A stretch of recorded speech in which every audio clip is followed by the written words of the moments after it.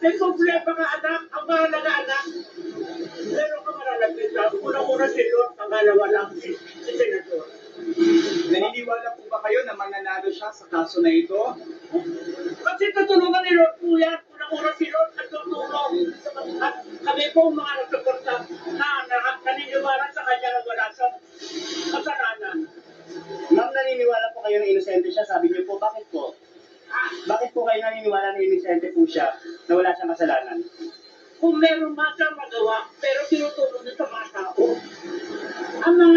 Ang nararamdaman ko lamang po, kung sino pa yung mapagtulong sa tao, yung po nagigipit, ginigipit nila. Yung iba, hindi natulong, pang election lamang natulong.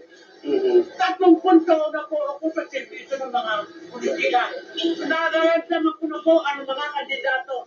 Pag election kayo, kilala. Yan o, at na hindi election, lumapit kayo, bibigyan kayo. Paano hindi nyo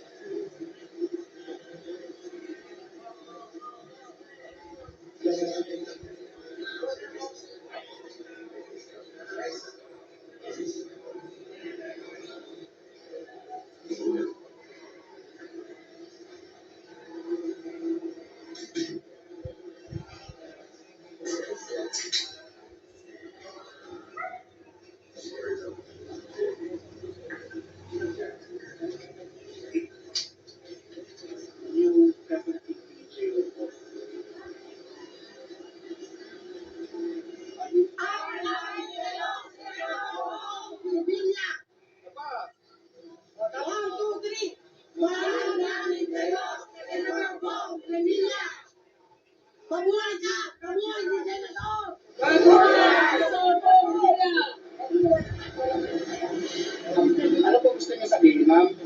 Kami po ay nandito. Nagpapanindigan naman siya. Ano po ang aming pagmamahal sa kanya. At siya po ang ginagawa. Ay dahil kami po ay naniniwala na ang pagsuman ni Senador ay maliwanag na hinaharap niya na kanya na wala sa kasalanan. Kasi wala namang kung Senador o akusado na sumuko sa kanyang mga kabutihan. Kasi ang aming po Senador walang kasalanan. Paano niyo po nasabi wala siyang kasalanan, ma'am? Kasi po, hindi siya nagtanong. Sinarap na po. Kaya lang, kailangan itaw natin sa due process. Diba? Bigla-bigla sila nakaganyan. Ako, sa tagal ko, naramdaman ko ang nakakatalina. Hindi mo alam na siya na kasi po, naghanap buhay ang kahit siya na sila eh. Ang pinamimigay ko sa tao ay naghanap buhay ka. Public servant po ako, matagal na. Ano po kayo? Governor President ng Cavite Federation. Okay. Bansa, Imus, Bacolco, naramdaman ko bata pa lang ako. Galing po kayo ng Bacoor pa, nagpunta kayo dito. Dasma po. Dasma po kayo, malayo po pala, no? Bakit po kayo nagpunta dito? Hindi, naramdaman ko ang nasabi niya. Siyempre, bilang kanyang leader na matagal na po lang hindi ko po sila politician travel niya, tumatakbo, nandiyan ako. Bayad daw po ba kayo, ma'am? Hindi po. Wala po kami sweldo sa public servant. Ito ko araw-araw. Yung rally niyo po dito? Wala po. Pwede niyo po bisitahin ng naman ng mga sa mat. Ano sabihin ko namin wala ko talaga. Thank you po. Hindi ko po umuwi kasi nag-20 lang po ako sa pamasahe. Ma'am, kasi po hindi po ito yung first time daw na nasangkot si dating Senador Bong. Still, pagpapatuloy niyo po ba yung suporta sa kanya? Opo naman, dahil hindi naman po kami nakikita po ano yung nararamdaman nila para kay Senador. Narito po kami para suportahan ng ating Senador. Kasi kami, nag-iistigo sa kanyang mga kabutihan. At ako bilang original ang loyalty sa kanila. Alam niyo naman, ang loyalty kahit naman ito kayo. Wala po kami nakailan sa mga sinasabi ng mga iba dyan. Kinakalan namin. Pero sana ikalang din nila ng mga Hilda. At madama namin sa kanila ang pagmamahal namin. Kasi sila, sa pagbubo nila, hindi nila kami pinabayaan. Lalo na ako.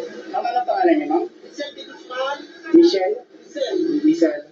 Sabi niya, eleksyon kilala ako, pero pagkatapos ng eleksyon, hindi na ako kilala. Pero si Senator Catucino, yung klaseng tao, tinutulungan. Hindi aalis, hindi magbibigay at tutulong. Ano po ang nararamdaman ninyo na nandito po siya nahaharap ulit sa isa pang reklamo? Siyempre, masakit sa loob ko, kahit ako masakit sa amin, ko rin ako anak. Ay, yung mga tao niya, bakit sa andito rin sila? Mahal nila si Senator talaga, napakaibig tao, anak. Madali lapitan. May problema ka, anak. Ang mahalaga, anak. Pero ka malalapitan. Una-una si Lord, pangalawa lang si Senator. Naniniwala po ba kayo na mananalo siya sa kaso na ito? Kasi tutulungan ni Lord po yan. Unang-una si Lord at tutulong. At kami po mga nagsuporta na naniniwala sa kanya na wala sa kasalanan. Ma'am, naniniwala po kayo na inosente siya. Sabi niyo po, bakit po? Bakit po kayo naniniwala na inosente po siya na wala siyang kasalanan? Kung meron man siyang magawa, pero tinutulong niya sa mga tao. Ang nararamdaman ko lamang po, kung sino pa yung makatulong sa tao, yan po nagigipit, ginigipit nila. Yung iba, hindi natulong, pang eleksyon lamang natulong. 30 na po ako sa servisyo ng mga politika. Nararamdaman ko na po ang mga kandidato. Pag eleksyon kayo, kilala. Yan o, at na hindi eleksyon, lumapit kayo, bibigyan kayo. Paano hindi nyo mamahalin yan? Paano po kayo natulungan ni Senator Bong? May sakit, ako, pinagdodoktor, pinagagamot, pero mga tao nilalapit ko sa kanya, sa mga may problema, binibigyan mo, tinutulungan. Napakasarap po yung makatulong kayo. Napakasarap po. Tama po ba yung sinabi niyo kahit may nagawa siya pero tinutulong niya po sa ibang tao? Sabi niyo po? Pag may sakit ko, lumalapit din. Bibigyan pagkabot ang doktor. Pumunta ko sa iba, hindi nyo makikita ang kandidato, hindi nyo makakausap. Pero yan, napakadali kausapin. Pag sinabi ko, yan nakatulong sa atin, tulungan natin. Saka hindi ka magkagaroon sa ikatutulungan ka. Paano hindi kayo magpapakabatay sa kanya? Napakatulungin, matulungin na tao. Kaya nagmataka sa amin sa loob namin na nangyari sa kanya, agad-dami yan. Matahal ko sa ginawa niya. Ayaw, nakalaya. Ano ibig sabihin po yun? Ano ibig sabihin? May ibig sabihin mo yan. Yan, ako nananalig kay Lord. Kay Lord talaga ako nananalig. Unang-una si Lord, pangalawa, tayo ng tao. Hindi ko makakakuha ng malatang.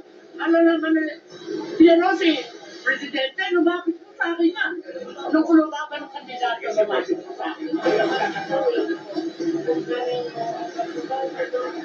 Ma'am, bakit po kayo Nandito po ako para ipakita kay Senator Bong ang aming suporta. Hinihingi lang po namin sa gobyerno na magkaroon ng due process. Taga-saan po kayo, ma'am? Taga-Bacoor po.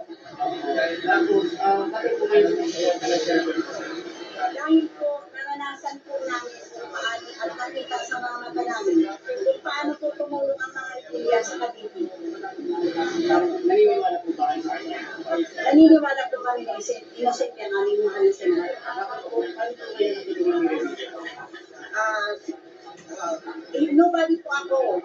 Isa lang po ako tagalinis na kanil sa lang bigyan nila kanilang pagkakataon ng trabaho. Para mapalaki ko, sige mga anak. Nabigyan kayo ng trabaho, saan po? Ano po, binigyan niya po ako ng trabaho bilang, ano po, ano po sa kanilang, sa kanilang